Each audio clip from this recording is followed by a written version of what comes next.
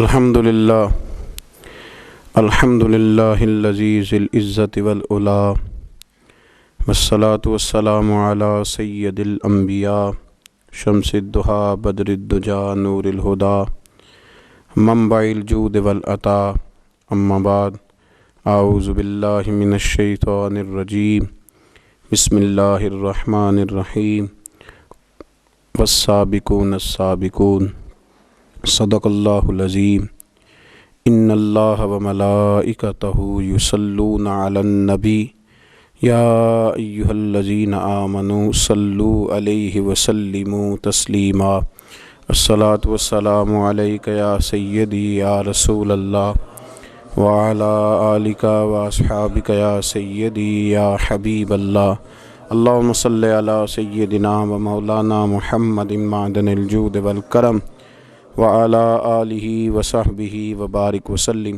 حمد و صلاۃ کے بعد ماہ جمادی الثانی امیر المومنین خلیفۃ المسلمین جانشین مصطفیٰ صلی اللہ علیہ وسلم خلیفہ اول حضرت جناب سیدنا ابو بکر صدیق رضی اللہ تعالی عنہ کا یوم وصال ہے۔ اسی ماہ مبارک کی 22 تاریخ کو آپ نے وصال فرمایا۔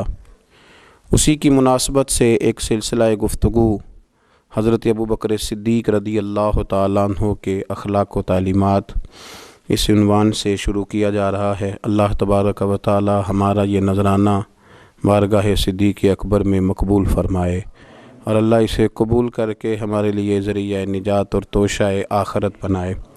حضرت ابو بکر صدیق کے بارے میں امت جانتی ہے کہ آپ سابقون الاولون میں سے ہیں۔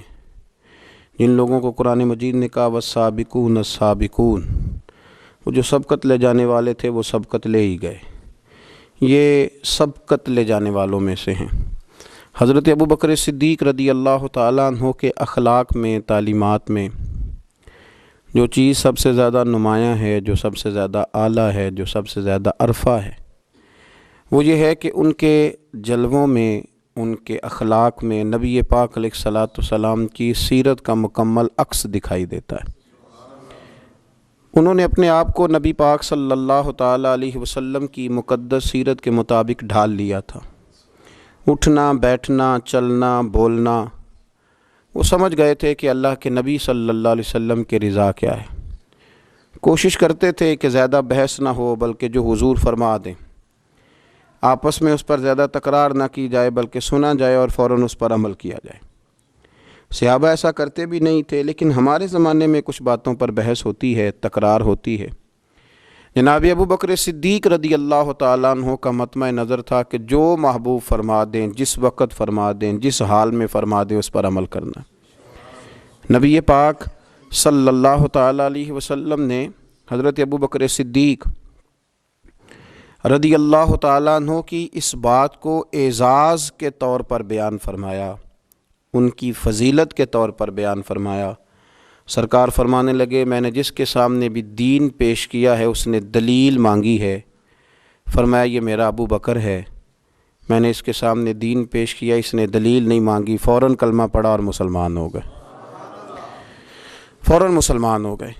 تو حضرت ابو بکر صدیق رضی اللہ تعالیٰ عنہ نے اپنے آپ کو اللہ کے پیارے محبوب صلی اللہ علیہ وسلم کی رضا کے اندر ڈھال لیا تھا۔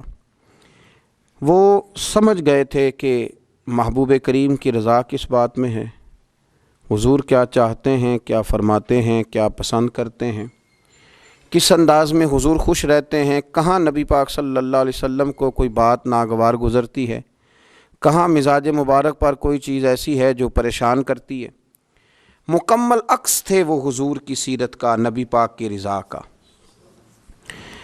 جب اللہ کے پیارے حبیب صلی اللہ تعالیٰ علیہ وآلہ وسلم تشریف لے گئے اور نبی پاک صلی اللہ تعالیٰ علیہ وعلی آلہ وصحبہ وبارک وسلم غار حرا میں وقت گزارا اور پہلی وحی حضور پہ نازل ہوئی، تو قرآن مجید کی ایک تاثیر تھی، اس کی ایک شدت تھی کہ اللہ کے محبوب علیہ السلام کے وجود اطہر پر اس کا اثر محسوس ہوا۔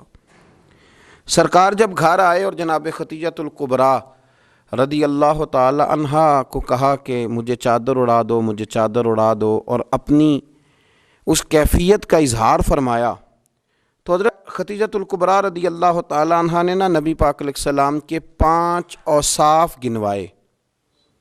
یا رسول اللہ صلی اللہ علیہ وسلم، آپ کے اخلاق میں یہ 5 چیزیں پائی جاتی ہیں، اللہ کبھی بھی آپ کو رسوا نہیں کرے گا، اللہ تبارک و تعالیٰ آپ کو شان عطا کرے گا۔ 5 چیزیں گنوائیں حضرت ختیجۃ الکبریٰ نے۔ وہ 5 چیزیں کون سی تھیں؟ فرمایا مجھے اللہ کی قسم، اللہ آپ کو ہرگز بھی شرمندہ نہیں کرے گا۔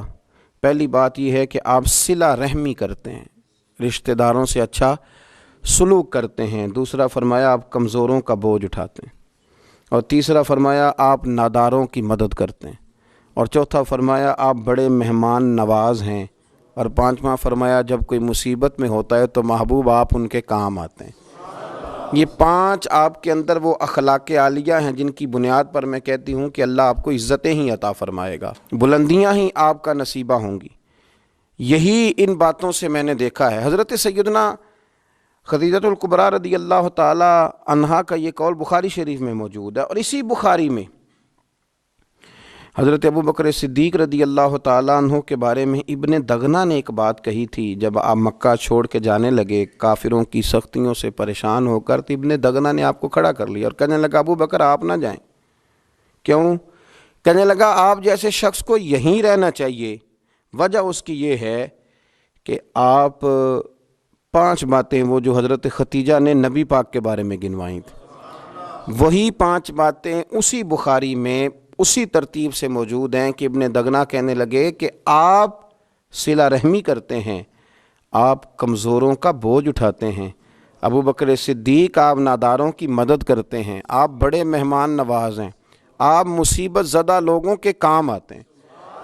وہ 5 باتیں جو حضور کی سیرت مبارکہ کا عکس کے طور پر حضرت ختیجہ نے بیان کی، وہی جلوے ابن دغنہ نے جناب ابو بکر صدیق کے بیان فرمائے۔ وہی عکس، وہی رنگ، کچا رنگ للاری والا جڑا چڑھدا لیندا رہندا، اے عشق تیرے دا رنگ محمد چڑھ جائے پھر نہیں لیندا۔